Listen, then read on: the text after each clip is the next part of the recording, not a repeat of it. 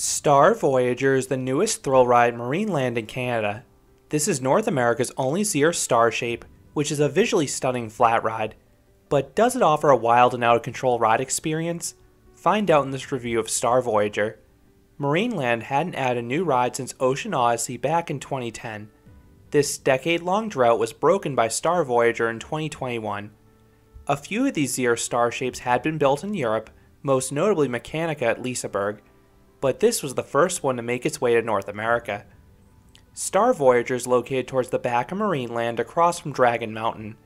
This nearly 100-foot or 30-meter tall pendulum ride looks imposing as it rotates adjacent to the midway. While the bright orange, red, and yellow paint scheme is flashy, its vibrance seems to contrast with the rest of the park. The ride's sign and queue line have the park's usual architecture that reminds me of a traditional European village. This ride doesn't open with Marineland. It typically opens 30 to 60 minutes after the park. I visited on a holiday weekend and this ride was a complete walk-on like almost every single attraction at the park all day long. I've never heard of this park getting busy, but even if it does, this ride does seat up to 25 riders per cycle. 5 vehicles are arranged in a star pattern at the edge of the arm, hence the ride's name. The restraints consist of just an over-the-shoulder harness. It's snug yet comfortable. The one thing to note is that the upper section comes really close to your ears, which can cause some head banging that I'll talk about later. Once the floor lowers, the vehicles start to rotate backwards. At the same time, the giant pendulum slowly starts to rock back and forth twice. Both these motions are slow at the start. But there is also a third dimension of motion. The arms can also rock.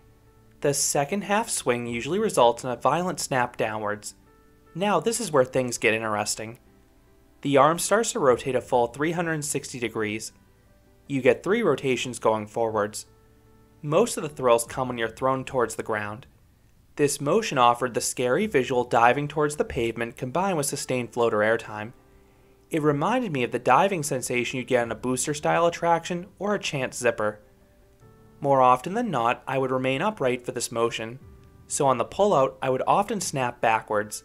This aggressive rock had some tenacity to it, but it could lead to a little head banging from the abruptness. If you inverted during the revolution, you'd typically start to rotate slowly, getting some hang time, before being snapped back upright. I never experienced any rapid flips you can get on a ride like a top scan. After the third revolution, the pendulum arm pauses at the top, but the star arms continue to spin for 30 seconds. This motion isn't the least bit wild, and it offers a reprieve from the intensity, but it allows you to appreciate the awesome view of the park. These visuals are present during the full revolutions, but you struggle to appreciate them flipping and spinning in every which direction. The main arm then starts revolving in the opposite direction. You again have 3 full revolutions. They didn't seem quite as fast and had less airtime than when you went forwards, but they otherwise offered similar forces and visuals, so they were still mighty disorienting. You then slowly lower back down, ending the nearly 2.5 minute long experience. Like many flat rides at Marineland, this one had a fairly long cycle. 2 forces surprisingly missing from this attraction were positive G's and laterals. I was really surprised the pullouts didn't have the positive forces you typically experience in most pendulum rides of this scale. You just don't rotate fast enough. Then the spinning isn't fast enough to induce laterals like a top scan. It's more there to make the ride feel random. So what would I rate Star Voyager? I would give this thrill ride an 8 out of 10. This is a really nice attraction. This ride does feel like a slower booster crossed with a frisbee. Between the awesome visuals and disorienting motion, this ride delivers a unique experience few flats can match.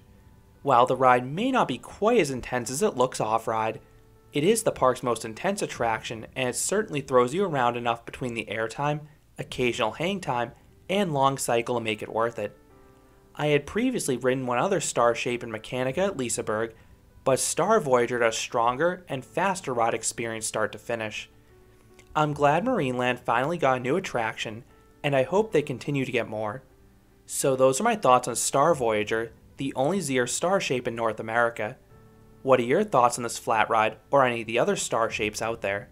Let me know down in the comments. If you enjoyed this review, I'd appreciate it if you gave this video a like, and you consider subscribing, because there'll be a lot more roller coaster and amusement park videos here at Canopy Coaster. Thanks for watching.